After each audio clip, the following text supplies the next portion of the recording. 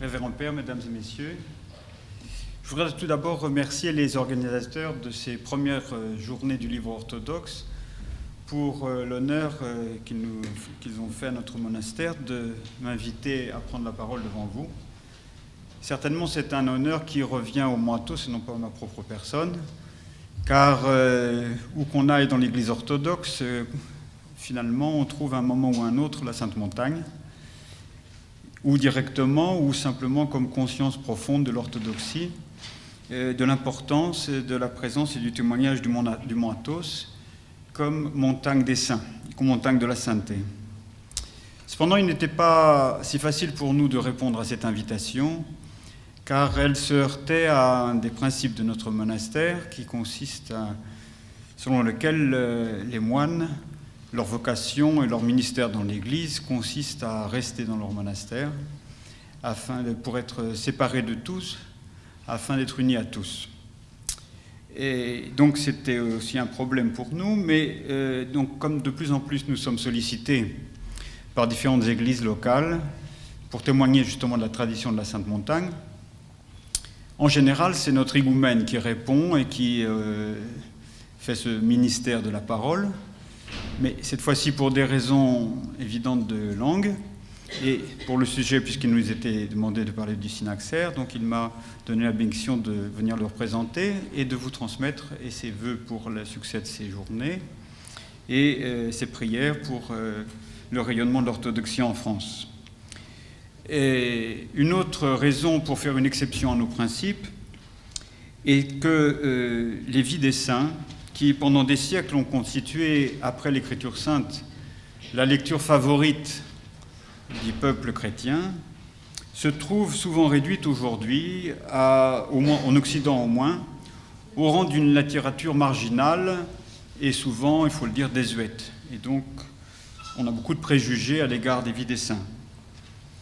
Et cette situation de la géographie chrétienne est en partie due au style moralisant et, disons, mièvre qu'il avait prise, surtout au XIXe siècle. Et donc on a identifié ce style à toute forme d'hagiographie. Et évidemment, aujourd'hui, ce genre de littérature ne passe plus guère, même pour les gens qui seraient intéressés pour l'aspect purement biographique des saints. Et il faut dire aussi que cette situation est le résultat d'une vaste entreprise de démythologisation, comme on disait, ou de déconstruction, comme disent d'autres, et dont a été victime depuis plus d'un siècle.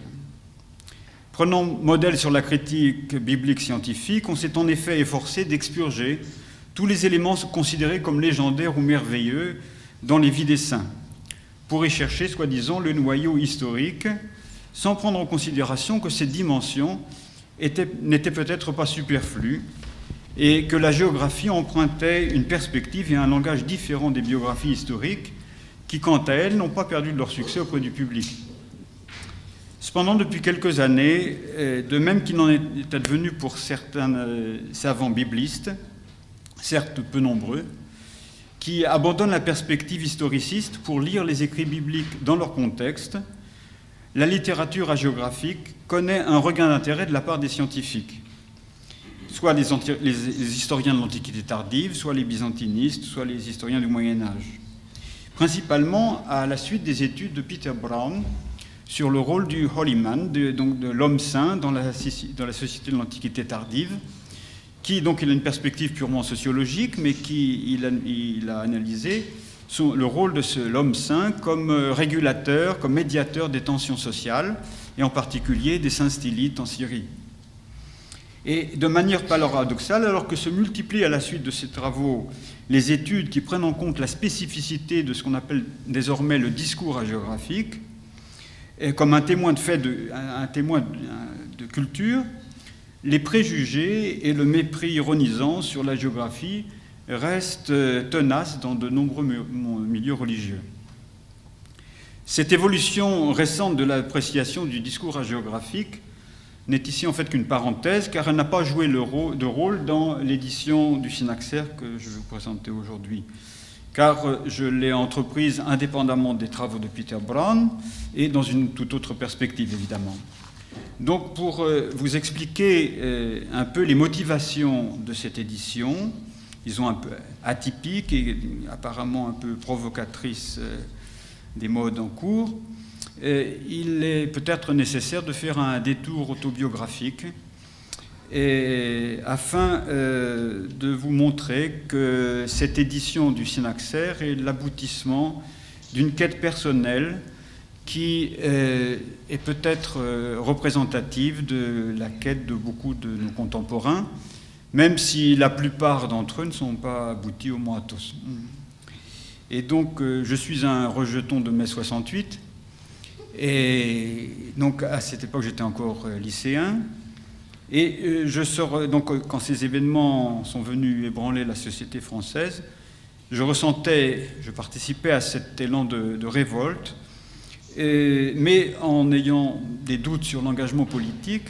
Et donc, il me semblait plutôt qu'il s'agissait, au moins dans ses débuts, d'un cri de détresse existentielle de toute notre génération qui refusait un mode de vie qu'on nommait alors métro, boulot, dodo. Et on cherchait donc une autre dimension, une autre raison de l'existence de la vie. Et avec quelques amis, je ne sais pas si on voit bien, nous avions alors formé un groupe de recherche théâtrale dans la mouvance de Jerzy Grotowski. Je ne sais pas si vous connaissez. Donc c'était à l'époque très à la mode. Donc c'est qui était à la recherche de ce qu'appelait le théâtre pauvre, c'est-à-dire une sorte de théâtre fondamental qui retrouverait la sacralité du geste dramatique au-delà des mots, au-delà si vous voulez, du scénario dramatique habituel. Et donc nous essayons de réfléchir à l'essence du théâtre, à faire quelques essais. Les résultats pratiques de nos recherches étaient plutôt médiocres, enfin vraiment franchement médiocres. Mais la réflexion théorique sur le sens du théâtre et sur la crise générale de l'art, parce qu'avec le théâtre, en fait, ce que nous découvrions dans cette mouvance de remise en question de 68 était en fait que l'art actuel et le théâtre n'a plus rien à dire, en fait, et donc est l'affaire de spécialistes qui s'enferment dans les musées ou dans les salles de spectacle sans avoir vraiment de relation avec la société. Et donc cela nous a amené, à la suite de Grotowski, à lire et à méditer les écrits d'Antonin Artaud sur la théorie du théâtre, enfin mon livre sur du théâtre et son double. Et donc il s'était intéressé dans les années 20 au théâtre indien et aux civilisations orientales. Et donc pour nous, ça a été une ouverture vers l'Orient, et nous découvrions dans le théâtre indien des sociétés donc, où l'art, et le théâtre en particulier, n'ont pas cette place marginale qu'ils occupent en Occident, mais qu'ils constituent un élément fondamental de la culture, harmonieusement intégré à la religion et à la représentation du monde pour former un véritable art sacré. Donc c'est alors que notre intérêt a quitté l'aspect purement théâtral pour se diriger vers cette recherche de l'art sacré et des civilisations traditionnelles. Et donc à partir de ce moment-là, c'est les écrits de René Guénon, donc, que tous connaissent probablement, et qui nous ont amenés à réfléchir sur la raison profonde de la crise du monde occidental, et qui nous ont permis d'éviter donc le cercle vicieux des idéologies marxistes de cette époque, et de découvrir que cette crise profonde du monde occidental se trouvait dans la perte depuis longtemps déjà du sens de la tradition sacrée et du symbolisme. Et donc les lectures de Guénon et de Mircea Eliade, donc cet historien des religions très bien connu en Occident, nous orientaient vers l'étude des traditions orientales, lesquelles nous attiraient moins directement par leur mystique que par leur dimension rituelle, donc toujours dans cette direction du théâtre sacré. Nous découvrions là des civilisations où le symbolisme et le rite permettent à l'homme de se situer et de trouver sa vocation de prêtre d'une liturgie cosmique, une harmonie que le monde occidental a perdue depuis au moins 4 siècles, à cause de son attitude arrogante de conquête rationnelle et d'exploitation technique et matérialiste de l'univers. Nous lisions avec avidité alors les auteurs spirituels des diverses traditions orientales, en y trouvant la confirmation que dans l'histoire de l'humanité, seule la civilisation occidentale moderne a prétendu s'édifier de manière autonome et sans référence transcendante, en opposition donc aux notions de tradition sacrée et de symbolisme. Mais protégés, comme nous avons été probablement par notre ange gardien, nous ressentions cependant une réticence instinctive à nous engager dans les pratiques spirituelles extrême-orientales, lesquelles restent évidemment bien connues et à la mode de nos jours, que ce soit bouddhisme, soufisme, etc. Et par ailleurs, l'approche directe des textes orientaux nous rendait sceptiques sur la présentation systématique et finalement rationnelle et rationaliste à son niveau de l'ésotérisme promu par Guénon et par les auteurs traditionnels, Chuon, etc., chez qui les notions comme l'humilité, le repentir, la charité sont considérées avec le plus grand mépris. Et donc, à la suite, là c'est une parenthèse, après bien des années, lorsque j'étais au Mont Athos, j'ai reçu un jour la visite d'un spécialiste de Guénon et qui m'a envoyé 2 lettres manuscrites inédites de Guénon à propos du Mont Athos. Et alors, c'est là où vraiment j'ai eu la confirmation de ces doutes que nous avions intuitivement depuis le départ. Il y a une attitude vraiment de mépris total et de jugement qui passe complètement à côté de la chose. Et on voit bien que dans ces groupes ésotéristes, ils sont enfermés dans une logique occidentale, anti-occidentale, mais occidentale à son niveau, et sans une connaissance réelle de ce qu'ils croient être la tradition. Enfin, c'est une parenthèse. Les traditions orientales réveillaient en nous un sens de l'émerveillement et du sacré. Mais nous nous en sentions étrangers profondément, mais sans pouvoir en comprendre encore la raison. Et c'est seulement par la suite, spécialement grâce aux écrits du père Sophrony et des autres théologiens russes de l'immigration, que nous avons pu réaliser que la différence fondamentale entre ces traditions orientales et le christianisme, dont nous étions imprégnés depuis notre enfance, se trouve dans le mystère du Dieu personnel qui s'ouvre à la communion sans confusion avec ses créatures. Et c'est alors que de lecture en lecture, nous en sommes arrivés à la découverte éblouie des écrits de Denis l'Aréopagite. Et comme nous l'abordions sans être informés sur les problèmes philosophiques et philologiques dans ses relations avec le néoplatonisme, donc c'est la dimension liturgique et rituelle des écrits de Denis qui nous frappa tout d'abord. Et d'abord, il faut dire que dans les manuscrits, les écrits de Denis, c'est non pas la théologie mystique qui apparaît en premier, mais la hiérarchie ecclésiastique. Donc c'est l'aspect rituel, et les écrits de Denis se présentent comme une interprétation métaphysique et spirituelle de la pratique de l'Église, ce qui est souvent oublié des gens qui l'étudient. Et donc ce qui nous frappa, c'est cet aspect liturgique. Et nous y avons découvert que la liturgie chrétienne n'a rien à envier aux traditions orientales lointaines, mais qu'elle les dépasse en assimilant leurs fondements communs. Et plus que d'actualiser un réseau de relations symboliques entre le monde d'en haut et le monde d'en bas, ou d'actualiser des archétypes dont parlait Eliade, elle est la révélation du mystère du Christ, au sens où l'entend saint Paul, c'est-à-dire du dévoilement progressif de la réalité personnelle divine qui s'offre à la communion. Donc la synaxe eucharistique, l'assemblée eucharistique, en synaxis en grec, est le rite par excellence de la réunion et du rassemblement de l'homme en lui-même et avec ses frères pour participer à l'unité divine de la théarchie, ce terme spécifique à Denis, dont Jésus est le centre. Et là, c'est une chose très importante qu'il faut souligner dans Denis, c'est que la personne de Jésus est fondamentale. Donc, il utilise le vocabulaire néoplatonicien, mais pour le centrer sur la personne de Jésus. Et donc, Jésus est le centre et le foyer de rayonnement. Et Denis, il dit, il est le principe et fin de toute hiérarchie, de toute opération divine, de toute sanctification. Et donc, bientôt éclairé par la lecture du livre fondamental de Vladimir Lossky sur la théologie mystique de l'Église d'Orient et par la présentation de la doctrine de saint Grégoire Palamas par le père Jean Meyendorff, nous découvrions donc que la vie liturgique, les rites, débouchent sur une expérience vécue de Dieu, non de manière individualiste, mais en Église.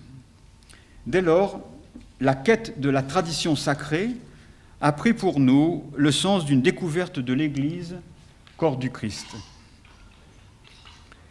Et c'est la confirmation de ce principe que, parallèlement à ces lectures, nous découvrions émerveillés dans les liturgies des églises orthodoxes de Paris. Et donc, nous nous tenions timidement au fond des églises avec nos airs de gauchistes. Et donc, soit l'église de Saint-Serge, la petite paroisse du Père Chevitch à Vanves, et finalement, pour se fixer, à la paroisse grecque de Saint-Constantin et Hélène, donc où le recteur était le père André Firilas, laquelle nous plaisait particulièrement par son caractère populaire et la qualité des chants byzantins qui étaient alors exécutés par Monseigneur Jérémie, évêque auxiliaire de Monseigneur Meletios. Et dans ces temps de découverte, nous avons été introduits à la doctrine des pères de l'Église par un prêtre grec catholique exceptionnel, le père Georges Abra. Nous l'avions découvert dans la paroisse Saint-Julien-le-Pauvre, à côté de Notre-Dame, dans notre exploration des différentes églises de rite byzantin. Et donc ce père Georges Abra était un homme vraiment tout de feu, animé d'un zèle incomparable et semblable à celui de son bien-aimé Saint Jean Chrysostome. Et il nous transmettait lors de conférences en cercle restreint chez des amis et ses connaissances extraordinaires des sources patristiques qu'il connaissait par cœur en grec, mais surtout sa foi et son sens du mystère, sans d'ailleurs toujours bien comprendre notre problématique et nos questionnements venant de l'intelligentsia parisienne. Donc, il était alors en train d'achever son premier livre sur la transfiguration selon les pères grecs, donc vers 1974.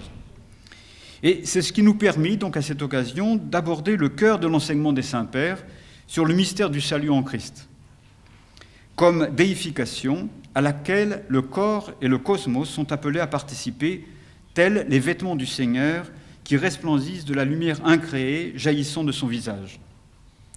Nous comprenons donc que ces vêtements lumineux du Christ représentent toute la culture humaine qui a été assumée par le Seigneur, et le symbolisme cosmique qui était donc le début de notre recherche, et les rites sacrés prenaient alors définitivement pour nous un sens christologique qui différencie de manière fondamentale la tradition chrétienne des autres religions et formes traditionnelles dont elle a pu éventuellement emprunter certains aspects, mais en les plaçant dans une toute autre perspective.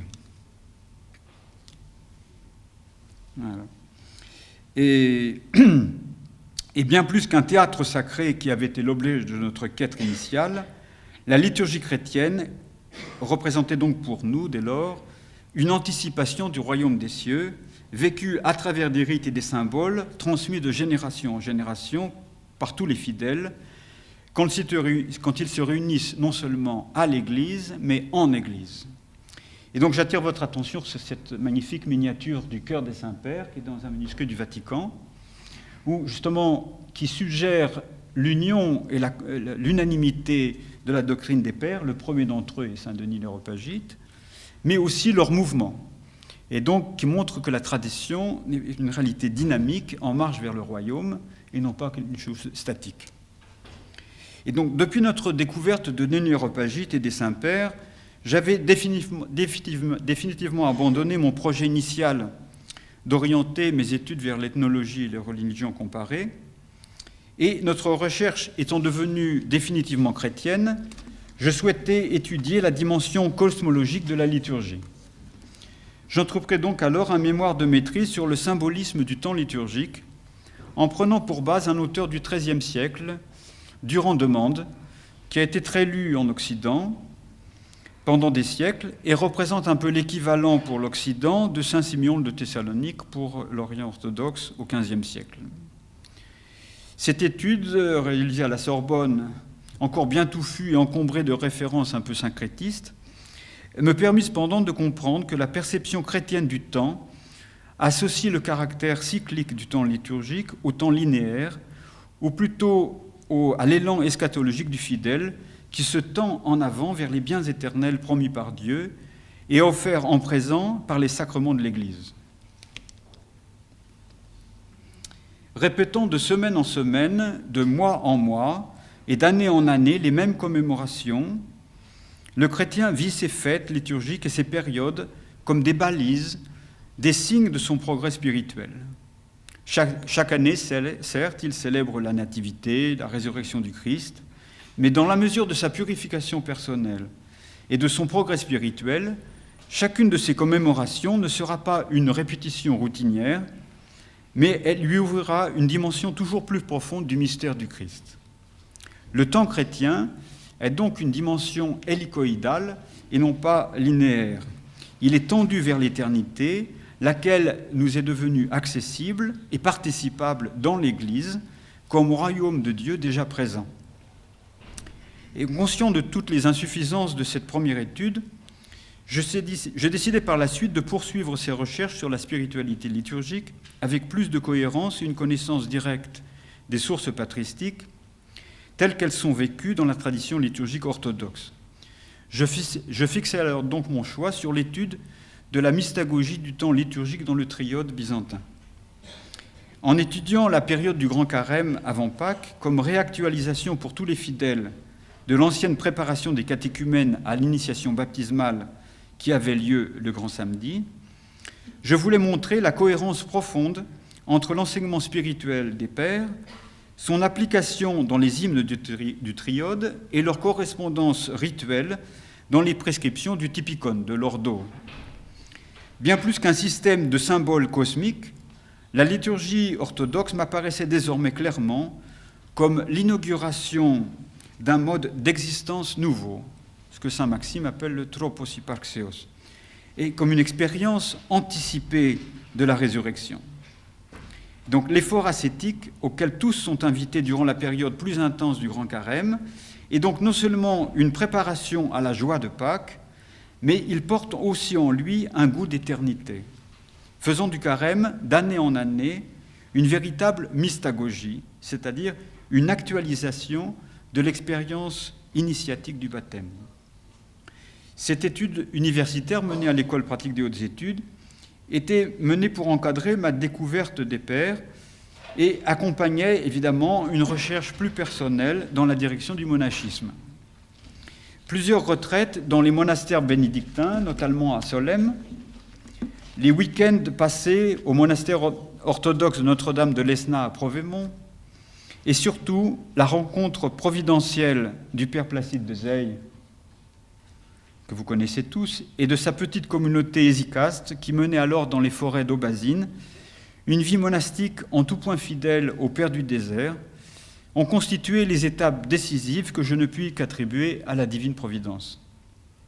Comme pour la liturgie et pour la théologie patristique, je trouvais avec admiration que le monachisme orthodoxe n'est pas le reliquat d'un passé révolu, mais qu'il représente la tradition authentique et inaltérée de l'Église, vécue très concrètement par des hommes et des femmes de notre temps.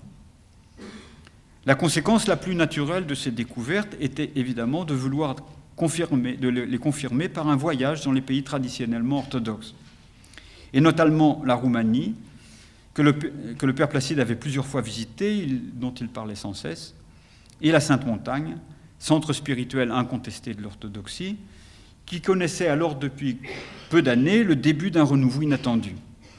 Là encore, ce que j'ai découvert alla bien au-delà de mes aspirations.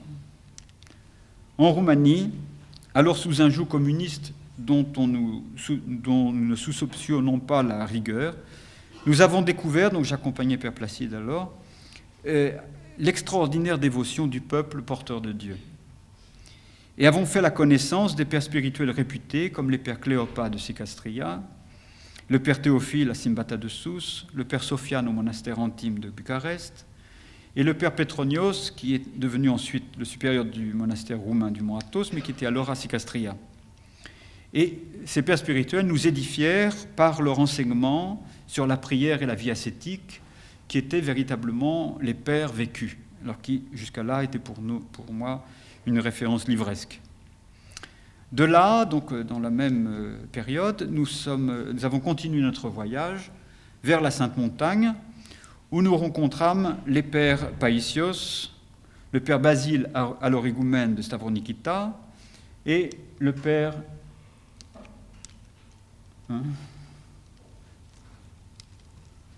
Emilianos à Simonos Petra. Donc c'est sur ce rocher de Saint-Simon le Myroblite, qui semble s'élancer entre le ciel, à 300 mètres à pic, au-dessus de la mer, en figurant bien le sens de la vie monastique qui est entre le ciel et la terre, que dès le premier contact avec la communauté, avec le Yerondas, l'ancien, donc le Starets pour les Russes, qui nous accueillirent avec douceur et sans préjugés. Je sentais immédiatement que j'étais parvenu au terme de cette quête et à l'étape définitive de mon pèlerinage. Tout ce que je découvrais sur la Sainte Montagne, même dans ses aspects les plus humains et même ses faiblesses, me laissait l'impression que là était cette sainte tradition. Tout y était marqué du sceau de l'authenticité, comme lorsqu'on frappe sur un verre en cristal. Sur la Sainte Montagne, et spécialement à Simonos Petra, j'ai trouvé réunis les différents aspects de la vérité que j'avais recherchés avec une telle soif. La tradition ascétique et mystique du monachisme, telle que je l'avais admirée dans les écrits des Pères du désert et de la Philokalie, exprimée dans une liturgie qui était une théophanie permanente, vécue dans toute sa splendeur et héritée de Byzance, et transmise par des pères spirituels expérimentés et charismatiques. Tout cela était une réalisation concrète et actuelle de l'enseignement des pères sur la vocation de l'homme à la déification.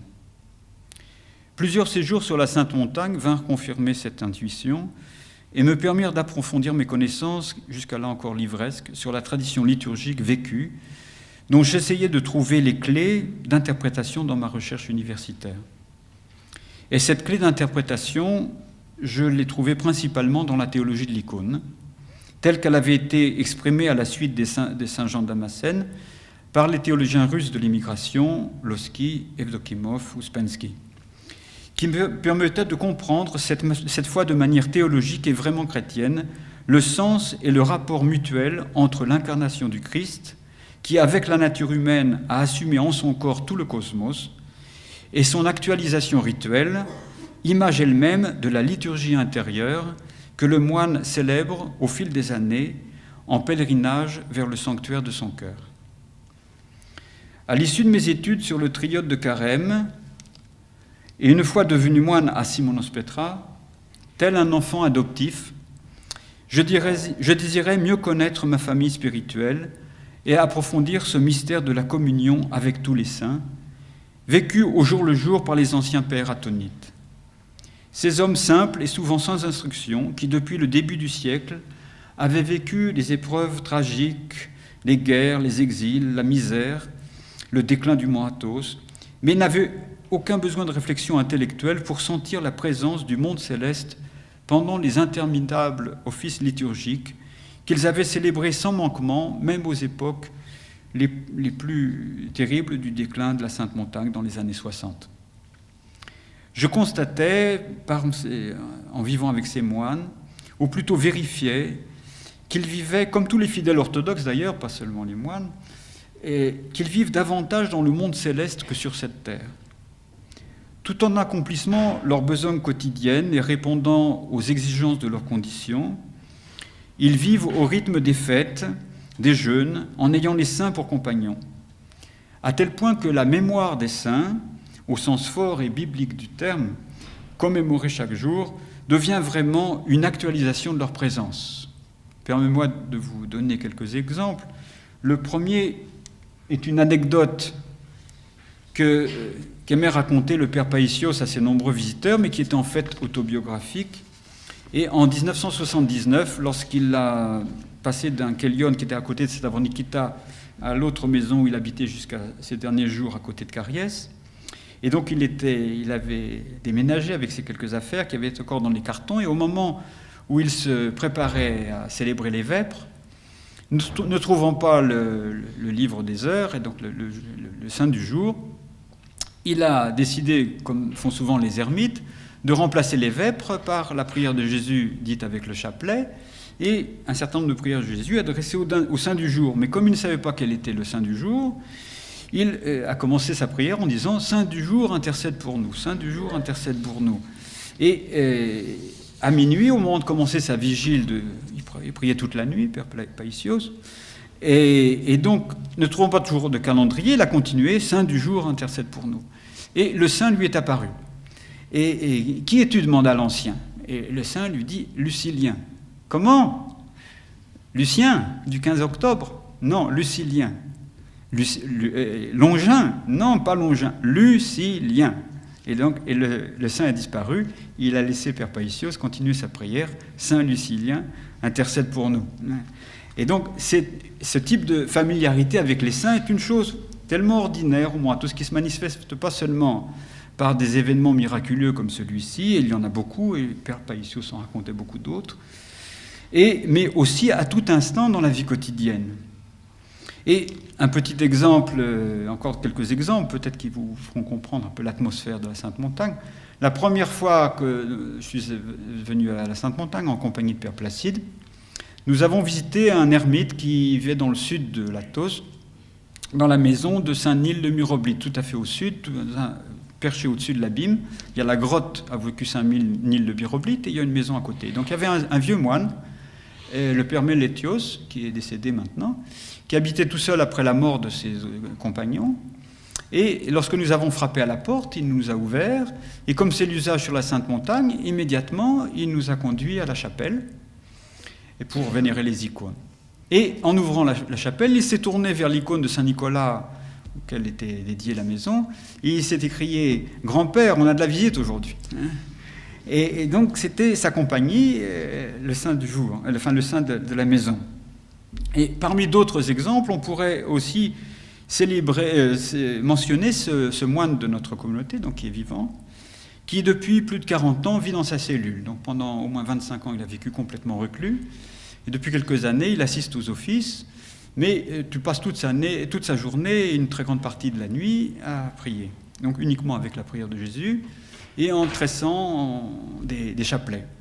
Et au début du jour liturgique, qui commence au vêpres, comme vous savez, et il ouvre le grand synaxaire où il y a à la mémoire du saint principal du jour une icône dessinée au trait, donc c'est pas vraiment une icône, mais qui représente un peu le visage du saint. Et alors, il laisse ce livre ouvert toute la journée et il alterne donc la prière de Jésus, tresser des chapelets, et il va baiser l'icône. Donc, et ça, c'est jour et nuit, constamment. Et un autre exemple, que tous ceux qui connaissent Simonos Petra donc connaissent bien ce personnage, c'est Papa Simone. Papa Simone, c'était le dernier moine de l'ancienne communauté, donc qui a été après relayé par notre communauté venue des Météores. Il est mort en 1998, et donc c'est le dernier moine qui a vécu et qui s'était très bien intégré à la jeune communauté. Donc moi, quand je suis arrivé à Simonos Petra, au Mont Athos, il y avait deux sortes de moines au Mont Athos, des moines de plus de 70 ans ou des moines de moins de 30 ans. Donc il y avait deux générations pratiquement d'intervalle. Et donc lui s'était très bien adapté. Et il est un homme très simple, mais qui n'était pas dédué de certaines malices. Et comme il avait une grande dévotion pour les saints, il essayait de convaincre, avec toute une stratégie, notre higoumène de vénérer avec dignité le saint, tel ou tel saint. Et donc, lorsqu'approchait la fête d'un saint qu'il aimait, il guettait le moment opportun, où l'higoumène n'était pas occupé, et allait avec ses pieds qui traînaient dans ses pantoufles, et donc de frapper à la porte de l'higoumène. Il lui donnait avec sa main qui tremblait quelques noisettes grillées, et il lui disait « Gironda, vous voyez, je vous ai apporté un petit cadeau. Merci, Papa Simone, merci, t'es bien gentil. Vous voyez, Gironda, aujourd'hui, on va avoir la fête d'un saint. Il faut comment l'honorer. Peut-être qu'on pourrait mettre des fleurs autour de son icône. Peut-être qu'on pourrait lire son acatiste. » Et alors, Père Emilianus, qui aimait bien le taquiner, dit « Non, va-t'en, fous le camp. » Et donc, Papa Simone s'en revenait à l'église, parce qu'il prenait toujours au moment de l'office. Il revenait nous trouver dans le narthex, qui était un peu son quartier général, et il nous disait « Ah, on a raté notre coup cette fois-ci. Mais ça fait rien, je vais lire la Catéchisme du Saint dans ma cellule, et comme ça il sera content. Et un autre moine actuel qui a comme tâche de préparer les colives. Donc les colives, vous savez, c'est ces grains de blé bouillis qu'on mélange avec des sucreries et qu'on bénit à l'occasion des commémorations des défunts et pour les mémoires de certains saints qu'on veut solenniser. Et donc ce moine, il passe, je vais vous montrer, voilà. Il passe des heures à chaque fois pour préparer les colives et pour faire au-dessus des colives, comme ça, une icône avec du sucre coloré et des différents ingrédients comestibles. Et ça lui prend des heures pour faire une véritable icône byzantine. Et à la fin de la liturgie, on amène ce plat de colives devant l'icône du saint. Le prêtre sort, lit une petite prière de bénédiction. On retire le plat de colives, on le ramène au réfectoire, on mélange les colives et on le mange comme dessert. Donc vous voyez, c'est une icône qui se mange, c'est pas commun, et une icône sucrée. Et ce qui est admirable, c'est qu'il a travaillé tant de temps comme ça pour voir cette icône seulement en 2-3 minutes. Mais c'est évocateur, si vous voulez, de la manière dont les moines peuvent vivre la communion avec les saints dans des choses très concrètes de la vie quotidienne. Et donc, souvent, les conversations entre moines, au lieu de se perdre en vains bavardages sur l'actualité, d'ailleurs qu'ils ignorent volontairement, elles tournent sur les véritables événements du jour, c'est-à-dire tel saint a souffert aujourd'hui, peut-être plus qu'un autre, dans tel endroit, ou peut-être qu'il avait un de ses parents qui a été à une autre époque, ou dans l'office d'aujourd'hui, il y a des phrases qu'on retrouve dans une homélie de Saint Jean Chrysostome. Voilà ça à peu près le contenu de nos conversations. Et telle est l'atmosphère dans laquelle les moines baignent dans un monastère ou chez les fidèles dans les pays orthodoxes traditionnels. C'est-à-dire des choses toutes simples, mais qui provoquaient mon admiration, car cette familiarité avec les saints et avec le monde céleste était bien, je comprenais bien que c'était là l'application, la réflexion naturelle de ce mode d'existence transfiguré par la grâce divine, et de manière à devenir une anticipation de la vie éternelle. Une anticipation qui se reflète dans les détails de la vie quotidienne et où toute activité débute et se termine par l'invocation des saints, par les prières de nos saints pères, Seigneur Jésus-Christ, aie pitié de nous. Voilà. Un des points principaux de l'enseignement de notre père spirituel, l'archimandrite Emilianos, était précisément qu'un monastère est une assemblée liturgique, c'est-à-dire une synaxe permanente de l'Église dans toute sa catholicité, considérée dans sa dimension divino-humaine et eschatologique. Le monastère, donc, pour lui, est une sorte de météorite descendue du ciel, mais il est aussi une échelle qui permet l'ascension des hommes vers le mode de vie céleste. La vie d'un monastère est une danse perpétuelle dans laquelle se mêlent sans division et sans confusion l'humain et le divin. C'est une impression qu'on peut ressentir tout particulièrement durant les vigiles nocturnes et les agrypnies, au cours duquel on fait tourner les lustres sur lesquels sont représentées différentes catégories de saints, à des moments déterminés de l'office, et à ces moments-là, on sent véritablement que le ciel et la terre s'unissent pour danser avec les saints au rythme des chants des moines et de l'encensoir. Et les âmes des moines exaltent et sont transportées alors dans un élan de joie dans la cour céleste. Et je souhaitais donc de connaître davantage cette famille divino-humaine dans laquelle je venais d'être adopté, pour vivre à ma manière, peut-être de manière moins spontanée que mes frères, cette présence quotidienne des saints, cette communion des saints, qui, selon saint Gouard Palamas, est une koinonia theoseos, donc une communion de déification. Et pour concrétiser ce désir et en faire une sorte d'exercice ascétique, j'obtins de notre higoumène Père Emilianos la bénédiction de traduire à des fins personnelles le synaxaire pour préparer ma rencontre quotidienne avec Dieu et la cour céleste pendant notre règle de prière quotidienne qui s'accomplit la nuit. Je pensais que cela pourrait aussi être utile aux moines et aux laïcs de nos dépendances de France, mais n'avais pas alors de perspective d'édition. D'ailleurs, le manque de moyens techniques et d'éditeurs semblait exclure cette possibilité à cette époque, donc dans les années 80. Le synaxaire, pour ceux qui ne connaissent pas, est un peu l'équivalent du martyrologe en Occident, c'est-à-dire c'est le recueil classique des mémoires liturgiques des saints qu'on lit au cours de l'office des matines avec un bref résumé de leur vie. Ayant d'abord constitué un ouvrage distinct, il a été ensuite inséré dans les ménées imprimés, donc les livres liturgiques, mais il représente en fait une subsistance de l'élément le plus ancien de la liturgie chrétienne. Le terme même de synaxaire rappelle les synaxes, donc les assemblées liturgiques des premiers chrétiens, qui s'étaient d'abord réunis dans les églises domestiques pour la fraction du pain et la célébration du jour du Seigneur.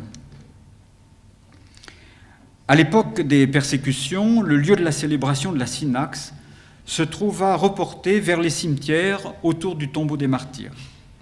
Avant la divine liturgie célébrée par l'évêque, on lisait les actes de leurs martyrs, qui étaient souvent le procès-verbal de leur procès et de leur exécution, consigné par les autorités romaines elles-mêmes ou par des témoins oculaires. Donc quelques-uns de ces textes originaux sont encore disponibles, ils sont très émouvants. Lorsque de tels actes manquaient, l'évêque pouvait improviser une homélie rapportant les témoignages de ceux qui avaient assisté à l'exécution du martyr, et il pouvait ajouter des tours rhétoriques ou des comparaisons avec les héros de l'Ancien Testament ou avec les événements de la Passion du Christ pour souligner que dans les saints, c'était le Seigneur lui-même qui vivait sa passion. Donc on retrouve ces premières homélies dans les homélies en l'honneur des saints de Saint Jean Chrysostome ou de Saint Basile. C'est des homélies que l'évêque célébrait auprès du tombeau des martyrs le jour de la synaxe annuelle du martyr. Donc ces assemblées cultuelles de la Dies Natali, donc de la naissance au ciel, exprimaient l'unité de la communauté ecclésiale rassemblée dans un même esprit autour de son évêque, en présence du Christ qui a promis d'être au milieu de ceux qui se rassemblent en son nom, et avec tous les saints, de sorte que c'était toute l'Église, du ciel et de la terre, qui se trouvait présente en un temps et en un lieu déterminé. Au IVe siècle, avec la cessation des persécutions, la reconnaissance officielle de l'Église comme institution de l'Empire, les sanctuaires construits auprès du tombeau de certains saints devinrent des pôles d'attraction à cause des miracles qui s'y accomplissaient. Des pèlerins accouraient de toutes parts pour leur présenter leurs prières et ramenaient dans leur patrie des fragments des reliques ou les récits des prodiges accomplis par le saint. On a ça depuis le IVe siècle et jusqu'en Occident.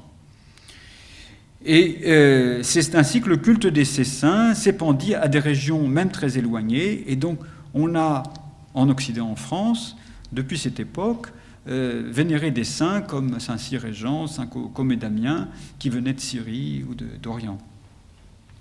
Et leurs noms furent insérés dans les martyrologes locaux, donc qui étaient en fait peu distincts des diptyques des défunts à cette époque-là.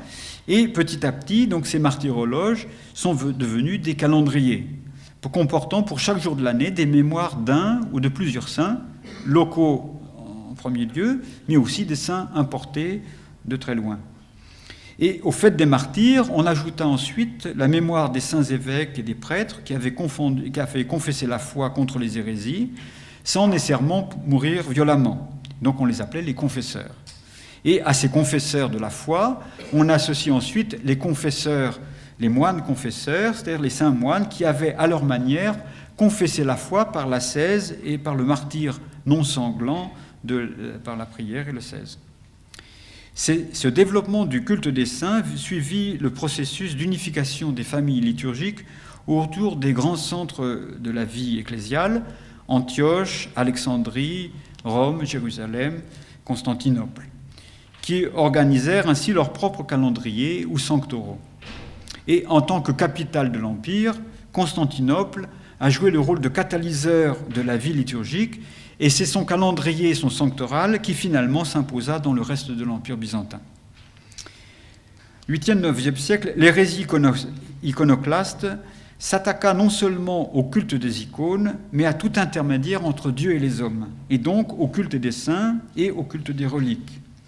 Et donc cette hérésie a suscité une réaction créatrice de la part des orthodoxes, et les grands théologiens comme furent Saint Jean Damascène, Saint Théodore Studite, Saint Jean Damascène dont vous voyez l'icône du Ménanoge de Basile II ici, et Saint Théodore Studite, Saint Nicéphore de Constantinople, montrèrent que les expressions de la vie de l'Église, comme le culte des saints et la vénération des icônes et des reliques, sont le prolongement du mystère de l'incarnation et une véritable confession de foi. On ne peut pas séparer ces formes de dévotion et de l'Église du dogme. Et après le triomphe de l'orthodoxie en 843, les murs des églises se couvrirent d'icônes dont le style soulignait plus qu'auparavant cette dimension christologique.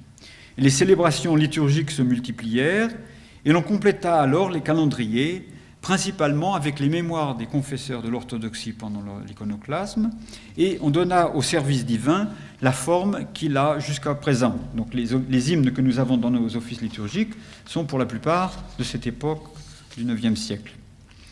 Et un peu après, donc au Xe siècle, à l'époque de Constantin Porphyrogénète, l'Empire byzantin connut un mouvement de synthèse de la culture qui suscita l'apparition de recueils, d'encyclopédies, de dictionnaires un peu systématiques dans tous les domaines, et la géographie n'y est pas restée étrangère. On rassembla dans ces recueils, nommés ménologes, les vies des saints qui étaient jusqu'à là éparses et qui avaient été rédigés le plus souvent pour les usages liturgiques de la fête locale d'un saint. Et on adapta leur langue pour la rendre compatible avec le goût raffiné des Byzantins de l'époque. Et donc ce fut en particulier l'œuvre de réécriture de saint Simeon Métaphraste, qui dans son ménologe n'a fait que rassembler les vies des saints dont le culte était devenu universel.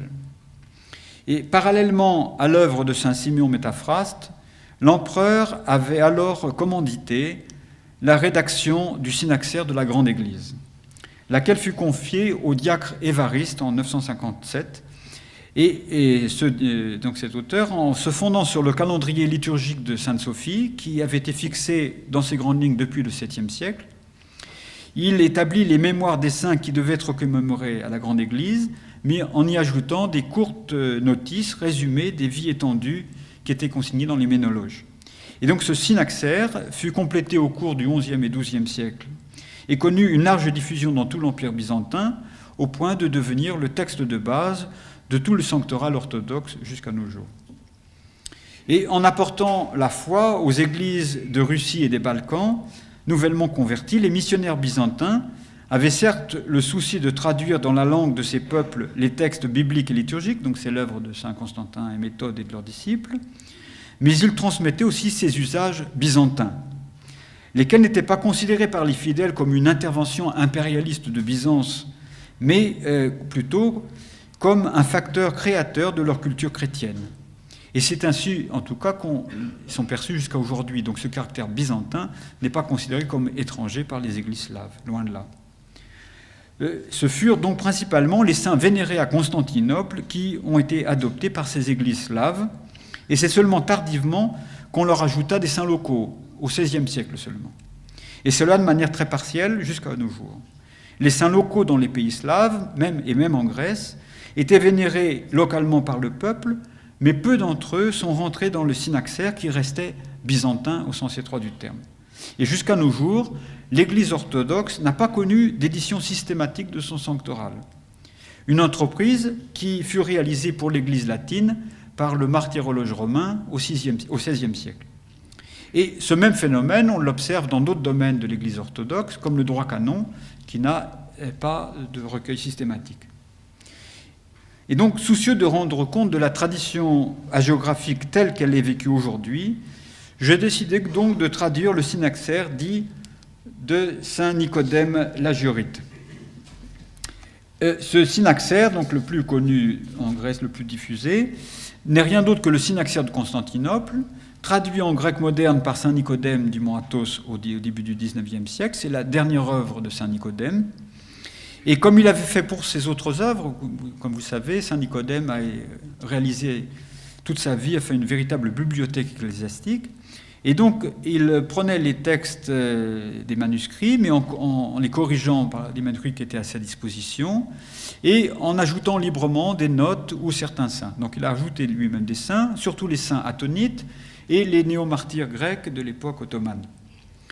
Mais donc, confronté à ce synaxaire de saint Nicodème, donc la page de titre, c'est la première édition, Et j'ai constaté rapidement que ce recueil, qui a pourtant nourri des générations de fidèles, était insuffisant, car ces notices sont trop brèves et déficientes, surtout pour les saints dont les vies sont les plus riches d'enseignements spirituels.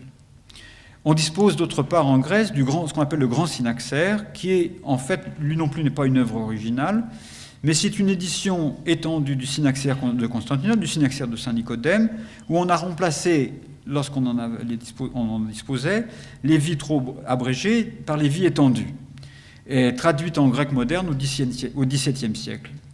Et les éditeurs de ce grand synaxaire ont ajouté les passions des néo-martyrs et les vies de certains saints locaux grecs, mais tous ces textes, rédigés de manière indépendante les unes des autres, sont beaucoup trop longs pour une lecture quotidienne, et leur lecture est souvent fastidieuse, il faut le dire.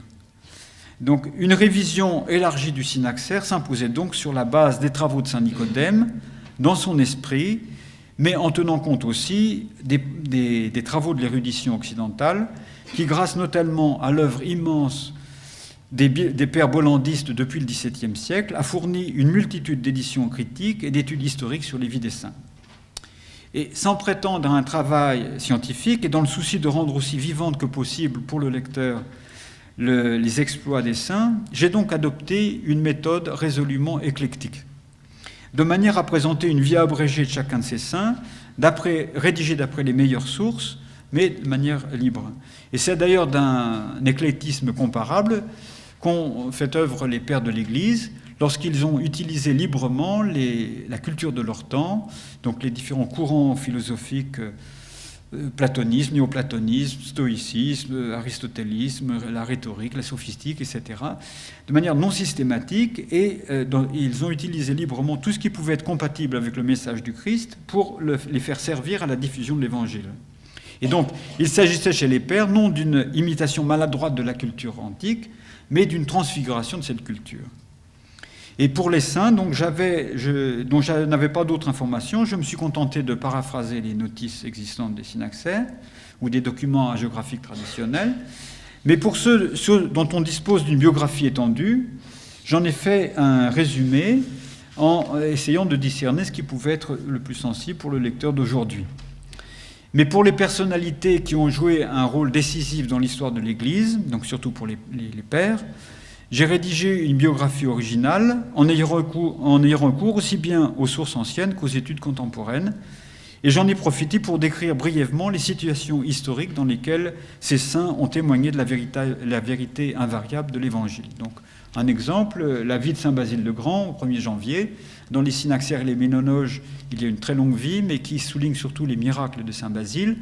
Et donc, pour rédiger la notice du synaxaire, j'ai fait un résumé du contexte de son activité ecclésiastique qui manifeste encore de manière plus patente que les miracles et l'œuvre de la grâce de Dieu en lui par son œuvre théologique et ecclésiastique.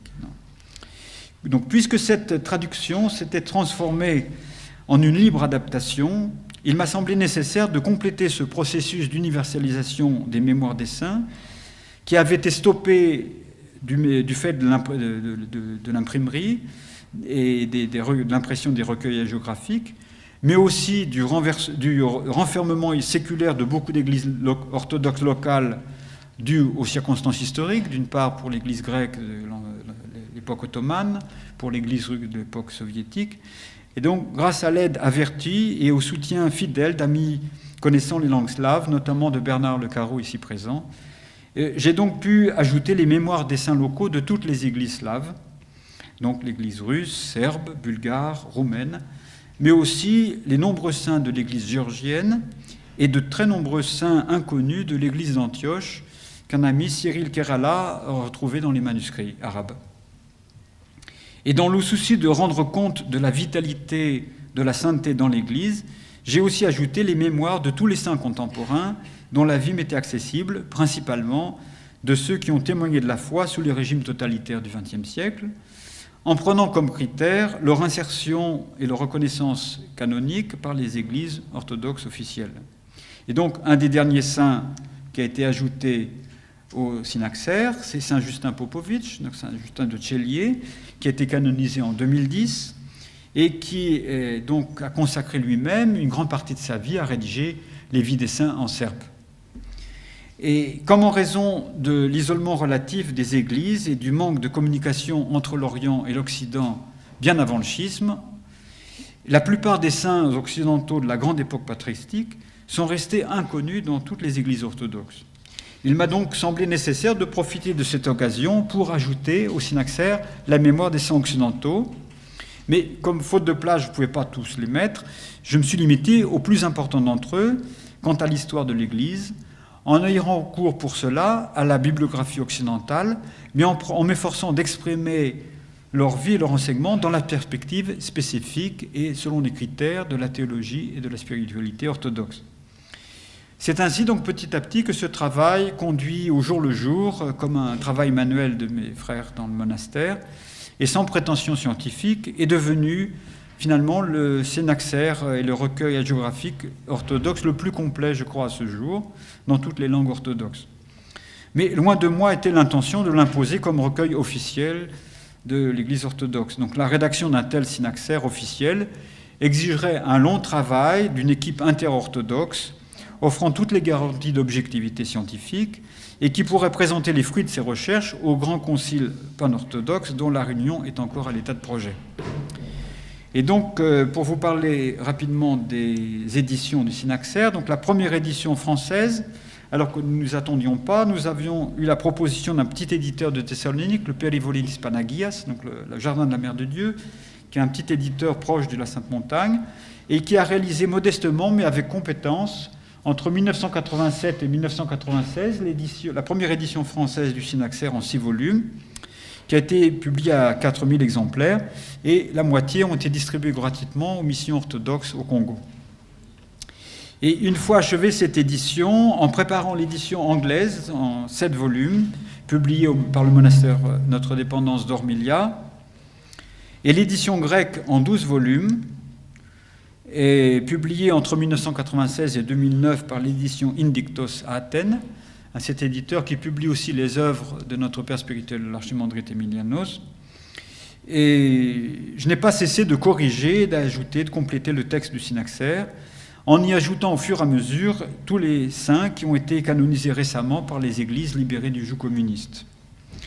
Et au cours de ces années paraissait aussi une édition allemande abrégée en 2 volumes en 2006, publiée par un monastère de Chania en Crète, et se préparait l'édition russe qui vient d'être publiée en 6 gros volumes de 1000 pages par le monastère Sretensky à Moscou, et au terme d'un travail considérable d'adaptation à la réalité russe par toute une équipe de spécialistes très compétents.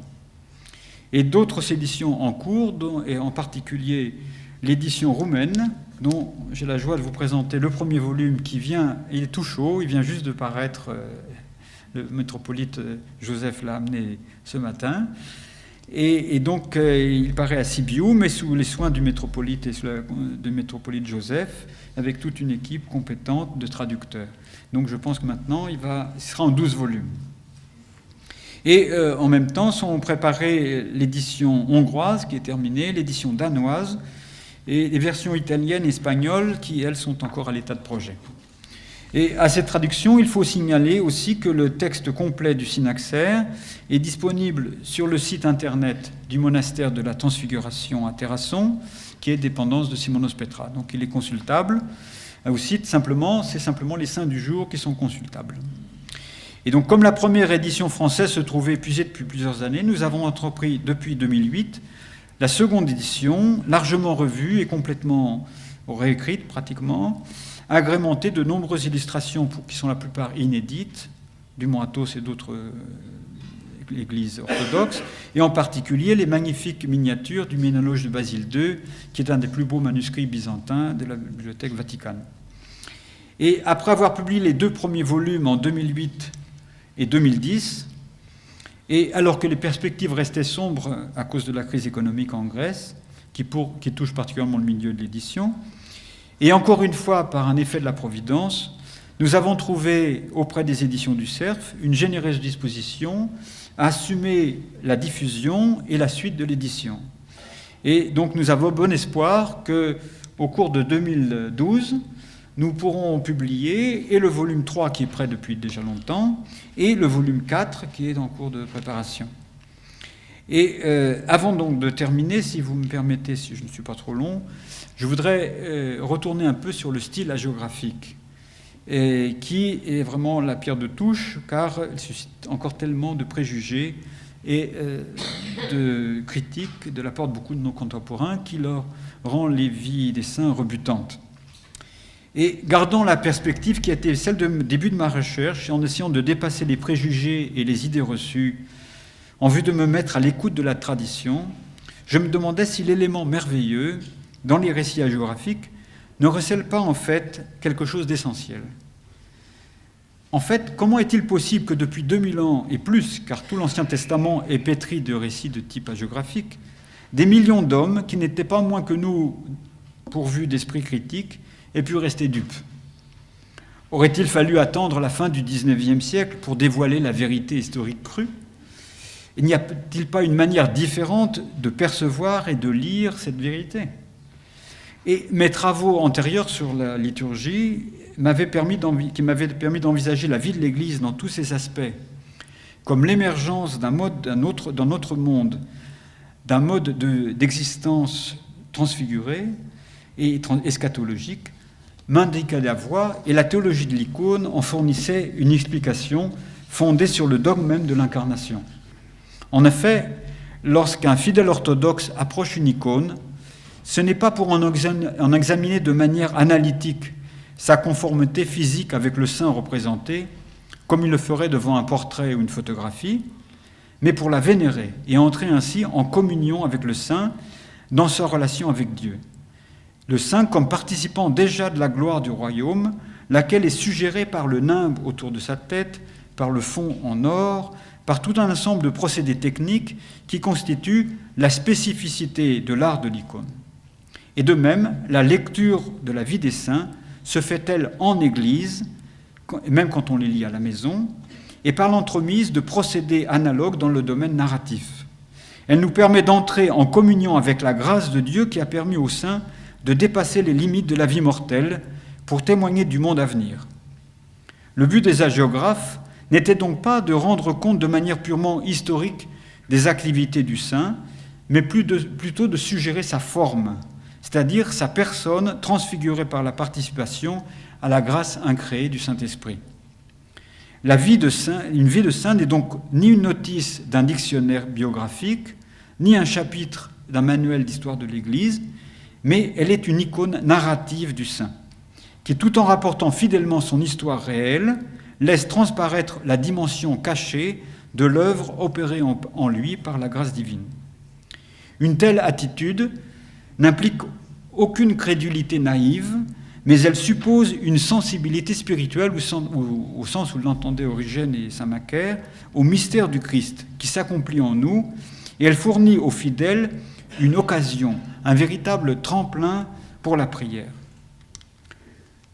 Et on peut d'ailleurs constater à cet égard l'admirable équilibre de la tradition spirituelle de l'Église, car alors que dans le domaine de la prière hésychaste, la tradition orthodoxe rejette toute forme d'imagination, car celle-ci est devenue pour notre nature déchue une source de division, elle a assumé cette faculté psychique de représentation et d'imagination pour la transfigurer tant dans l'iconographie que dans la géographie, et en faire une authentique voie d'accès à la communion avec Dieu en ses saints. Ce que certains désignent avec mépris comme légende hagiographique représente en fait l'histoire vraie d'un homme dans sa relation avec Dieu, telle qu'elle a été transmise par la tradition de l'Église, par les moyens et dans le langage qui lui sont propres. Les tours rhétoriques prenant la place des couleurs et des conventions techniques qui sont le propre de l'icône byzantine. Et en occupant son esprit par les représentations mentales des exploits des saints, le fidèle peut donc se détourner de l'attachement aux objets et distractions de ce monde.